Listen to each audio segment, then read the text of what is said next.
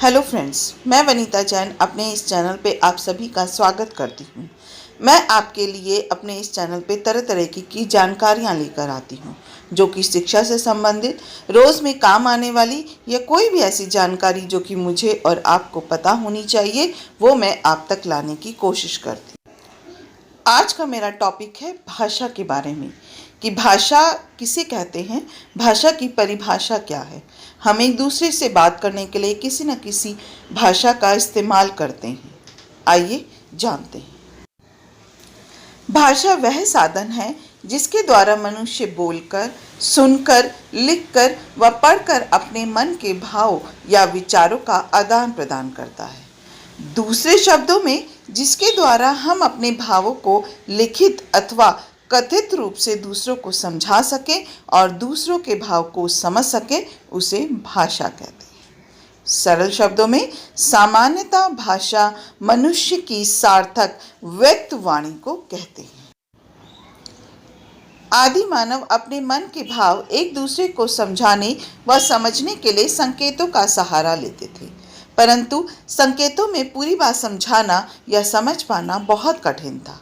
आपने अपने मित्रों के साथ संकेतों में बात समझाने के खेल खेले होंगे। उस समय आपको अपनी बात समझाने में बहुत कठिनाई हुई होगी। ऐसा ही आदि मानव के साथ होता था।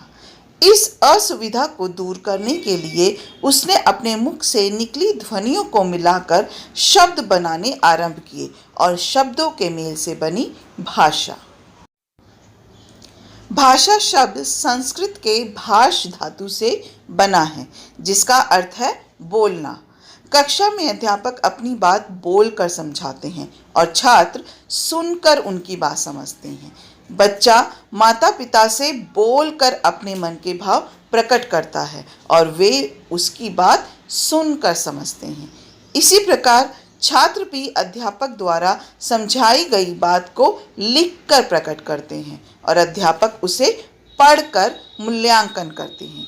सभी प्राणियों द्वारा मन के भाव का आदान प्रदान करने के लिए भाषा का प्रयोग किया जाता है। पशु पक्षियों की बोलियों को भाषा नहीं कहा जाता। भाषा के द्वारा मनुष्य के भाव, विचारों और भावनाओं को व्यक्त किया जाता है। वैसे भी भाषा की परिभाषा देना एक कठिन कार्य है, फिर भी भाषा वैज्ञानिकों ने इसकी अनेक परिभाषा दी है, किंतु ये परिभाषा पूर्ण नहीं है। हर में कुछ ना कुछ त्रुटि पाई जाती है। आचार्य देवनाथ शर्मा ने भाषा की परिभाषा इस प्रकार बनाई है: उच्चरित ध्वनि संकेतों की सहायता से भाव या विचार की पूर्ण अथवा जिसकी सहायता से मनुष्य परस्पर विचार विनिमय या सहयोग करते हैं, उस यादृच्छिक ऋण ध्वनि संकेत की प्रणाली को भाषा कहते हैं। यहाँ तीन बातें विचारणीय हैं। पहले, भाषा ध्वनि संकेत है। दूसरी, वह यादृच्छिक है। तीसरी, वह रूढ़ है।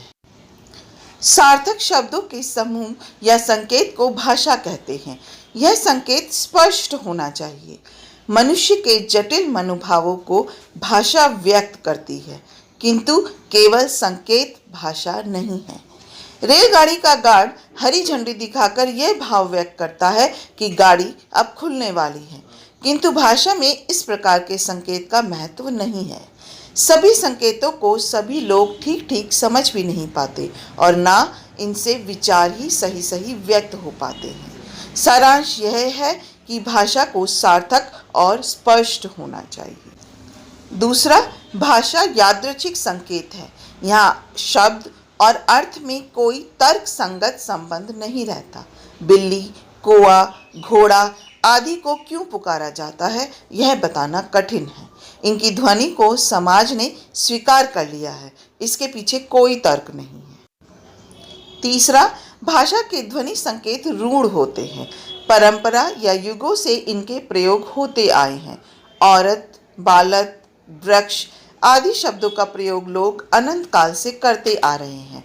बच्चे, जवान, बूढ़े सभी इनका प्रयोग करते हैं। क्यों करते हैं, इसका कोई कारण नहीं है। ये प्रयोग तर्कहीन है। प्रत्येक देश की अपनी एक भाषा होती है। हमारी राष्ट्रभाषा हिंदी है। संसार में अनेक भाषाएं हैं, जैसे हिंदी, संस्कृत, अंग्रेजी, बंगला, गुजराती, उर्दू, तेलुगु, कन्नड़, चीनी, जर्मन आदि। हिंदी के कुछ भाषा वैज्ञानिकों ने भाषा के निम्नलिखित लक्षण दिए हैं।